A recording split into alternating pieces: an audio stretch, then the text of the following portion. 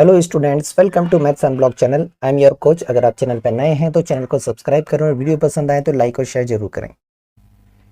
इस वीडियो में हम देखेंगे क्लास 9 मैथ्स का हेरन फार्मूला के बेस्ड एमसीक्यू बेस्ड क्वेश्चन। तो सारे ट्रायंगल से रिलेटेड प्रॉपर्टी चलती है। बेसिक कंसेप्ट याद रखना, हेरन फार्मूला क्या होता है और उससे रिलेटेड बहुत सारे ट्रायंगल की सारी बेसिक प्रॉपर्टी, किस किस टाइप के ट्रायंगल होते हैं। देखिए फर्स्ट क्वेश्चन पे चलते हैं। यहाँ बोला है आइसोसेलेस राइट ट्रायंगल, उसका एरिया दिया है और हमें हाइपोटेनस की लेंथ फाइंड करना है। तो एक रफ फिगर बना लेते हैं, समझने में आसानी होगी।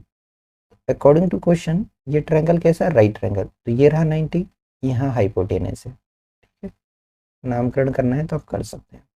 अब यहाँ आइसोसेलेस वर्ड है। आइसोसेलेस तो हाइपोटेनस तो सबसे बड़ी साइड होती है, मतलब ये रिमेनिंग टू साइड्स इक्वल है। तो ये बीसी साइड भी एक्स हो गई, ए बी साइड भी एक्स हो गई। इसका हमें एरिया दिया हुआ है। तो एरिया क्या दिया है? एरिया दिया हुआ है 8 सेंटीमीटर स्क्वायर। और एरिया ऑफ ट्रायंगल हमें पता है हाफ बेस इंटू हाइट होती है। तो ये ए बी बी सी दोनों परपेंडिकुलर साइड हो गई। किसी एक को बेस किसी एक को हाइट मान लें तो दोनों ही एक्स मिलेगा। ये हो जाएगा x into x equal to 8। 2 को ट्रांसपोज कर दिया, एक्स और एक्स मिलकर एक्स स्क्वायर, और 2 इधर आके मल्टीप्लाई हो गया 8 से, जो हो जाएगा 16। तो एक्स हो जाएगा under root 16। That means x हमें मिल गया 4 सेंटीमीटर। अब हमें चाहिए हाइपोटेनियस, तो हम पाइथागोरस थ्योरम का यूज करेंगे।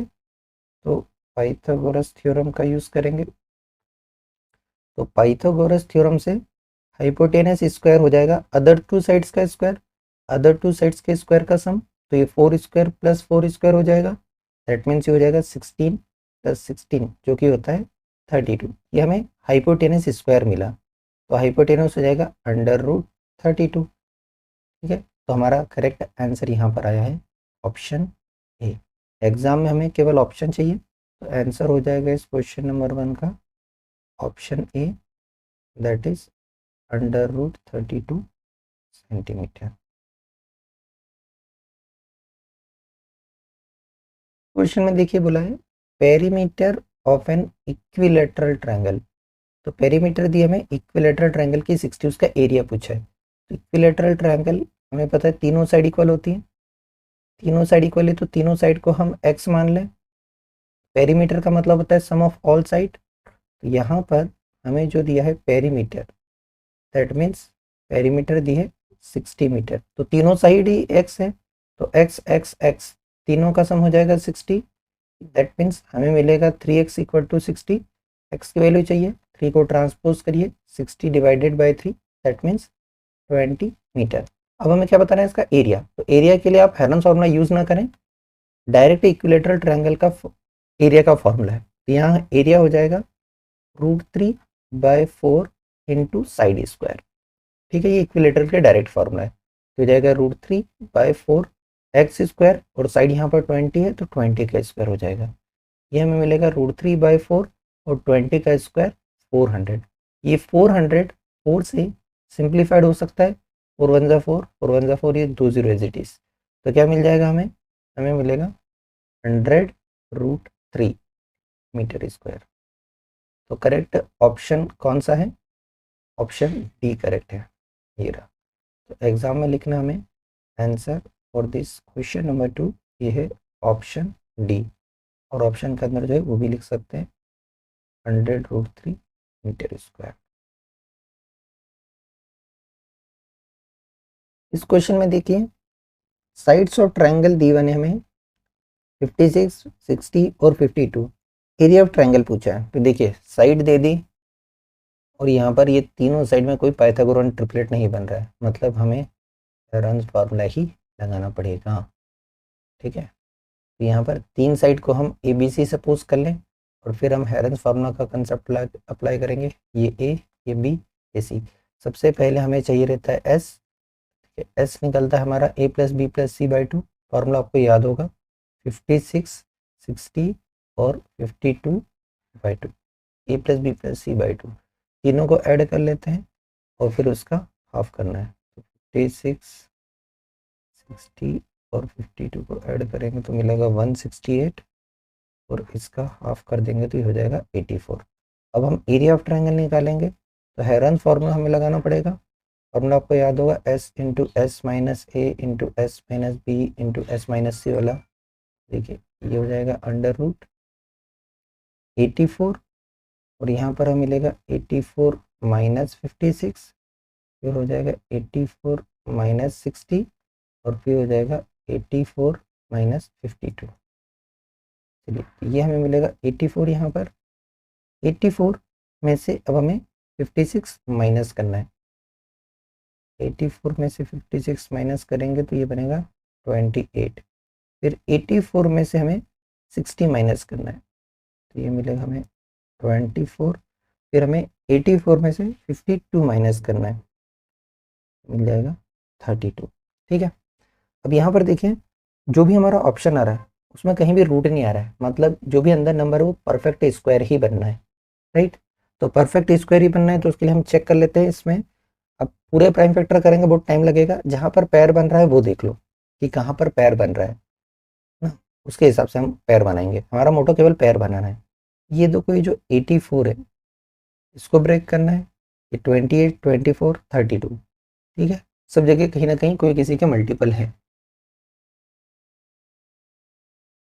तो पैर बनाना देखिए कहीं पर डबल ट्रिपल हो रहे हैं क्या। यहाँ पर देखो 28 और 84, 28 का 3 टाइम्स होता है, राइट। तो इस 84 को हम लिख देते हैं 3 टाइम्स 24 का, तो 28 का, ठीक है। तो 28 का तो पैर बन गया। अब देखो ये 24 और 32 दोनों किसी की टेबल में आते हैं क्या, 8 की टेबल में आते हैं, राइट। तो ये हो जाएगा 8 इंटू 3 और ये हो जाएगा 8 इंटू 4, ठीक है। अब देखो पैर किस किस के बन रहे हैं, ये 28 का पैर बन गया, 8 का पैर बन गया और ये 3 का भी पैर बन गया। और इस 4 को हम 2 इंटू 2 लिख सकते हैं। सारे पैर में से एक एक बाहर आ जाएगा, यहाँ में बाहर मिलेगा 3, 28, 8 और 2। इस 4 को 2 इंटू 2 लिखा, सबको मल्टीप्लाई कर लें तो हमारा फाइनल आंसर आ जाएगा 28 और 2 और जितने भी हमें दिख रहे हैं। तो 28 का 3 टाइम्स 84 तो ये हो जाएगा और 8 हो जाए 64, तो 84 और इसमें 8 हो जाए 16, मतलब हमें मिलेगा 134। ये दोनों बन गए 84 और ये दोनों बन गए 16, ये हमें मिल जाएगा 1344। तो कौन सा ऑप्शन करेक्ट आया हमारे पास, सी करेक्ट आया।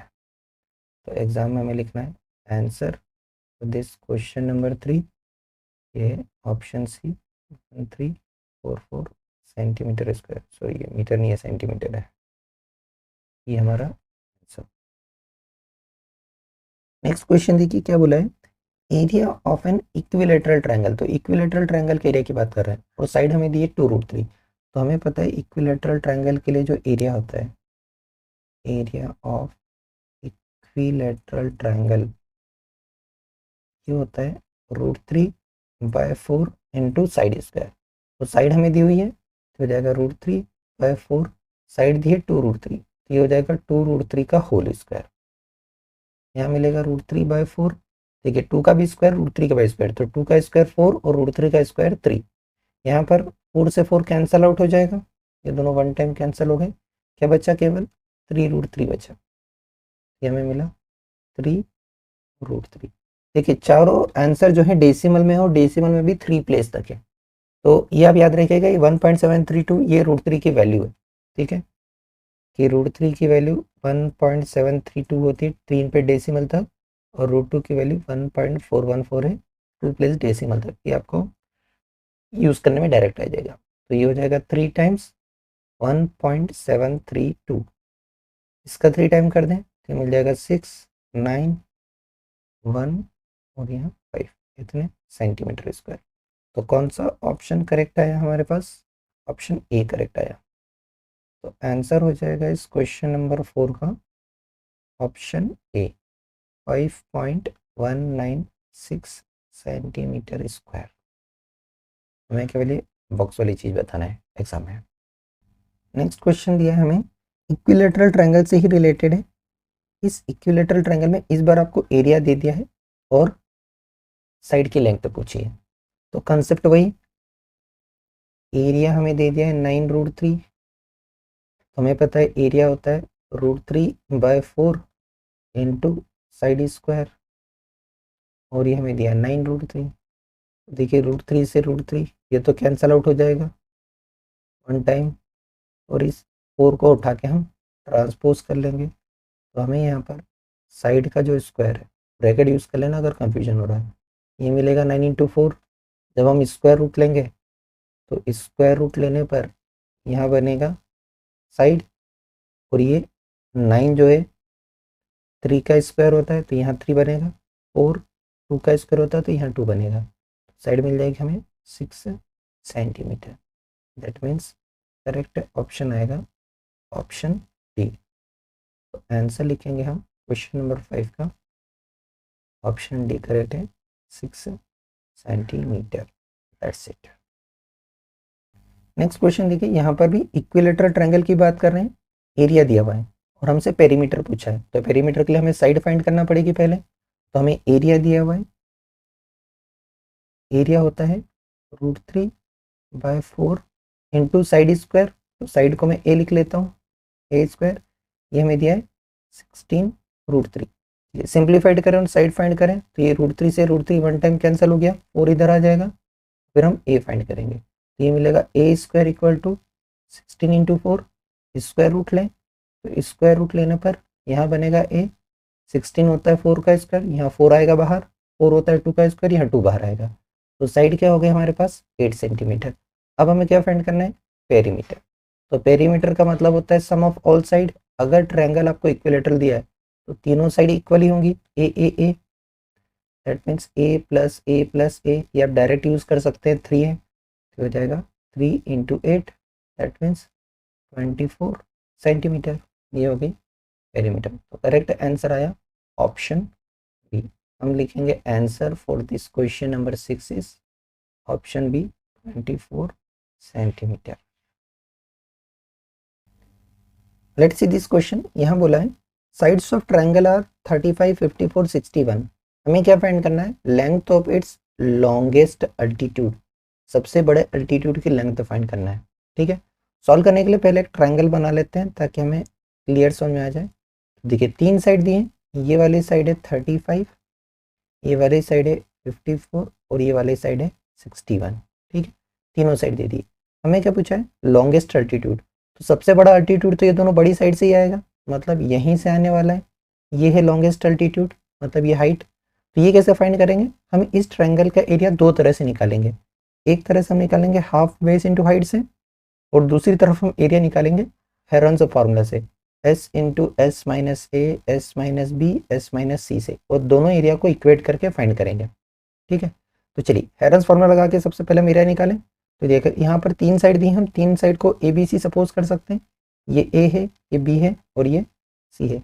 सबसे पहले हमें फाइंड करना पड़ेगा सेमी पेरीमीटर, तो तीनों को ऐड करके आधा कर दें, 54, 35 और 61, तीनों को ऐड करके आधा करें तो ये हमें मिलेगा 5, 5, 10 और 150 का हाफ, तो 150 का हाफ हमें मिल गया 75। अब देखिए हमें यहाँ पर s minus A, s minus B, s minus C तीनों चाहिए, तो हम चाहें तो तीनों निकाल सकते हैं। s माइनस ए निकालेंगे, दैट मीन्स 75 माइनस 35, ये मिल जाएगा हमें 75 माइनस 35। तो डायरेक्ट सॉल्व करना हमें आसान हो जाएगा कि 75 माइनस 35 क्या होता है। देखिए ये मिलेगा 0 और 40।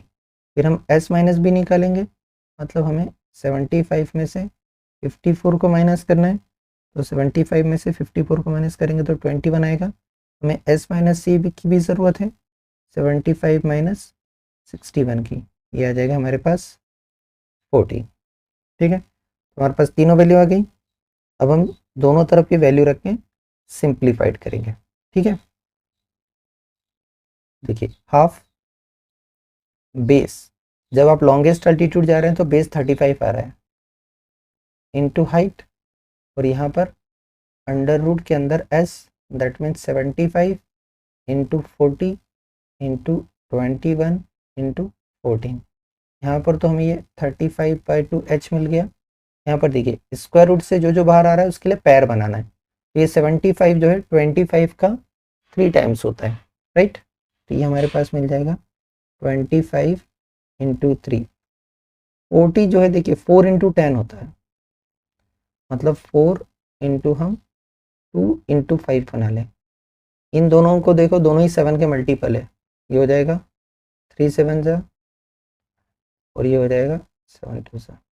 ठीक है, अब देखिए जहाँ पर पैर बन रहे हैं वहाँ पर हम पैर बना लें। तो सबसे पहले देखिए ये 25 तो 5 का स्क्वायर है, एक 3 यहाँ पर है, एक 3 यहाँ पर है, दोनों 3 को साथ में लिख दें।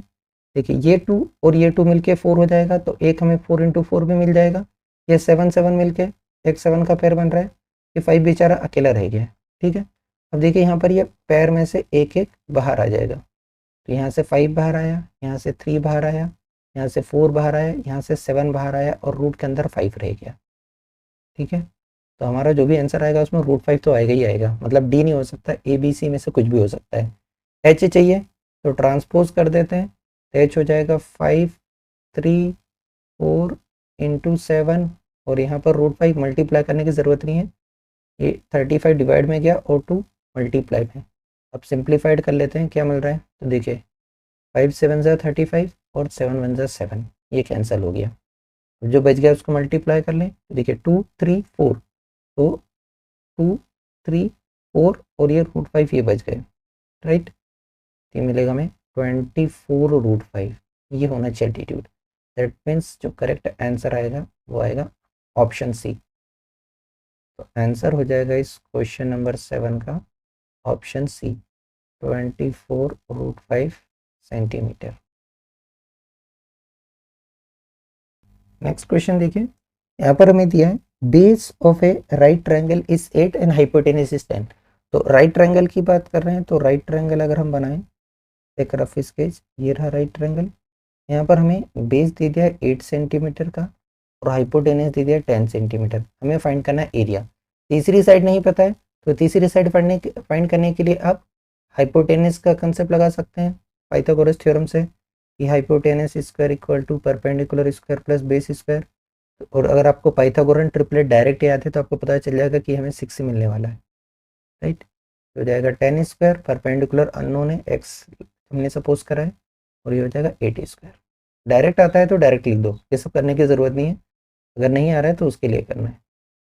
64 को इधर लाएंगे, माइनस हो जाएगा, 100 माइनस 64, ये हमें मिलेगा एक्स स्क्वायर, ये हमें मिलेगा 36, जो कि होता है 6 का स्क्वायर, राइट। तो यहाँ से आपको एक्स मिल जाएगा 6 सेंटीमीटर।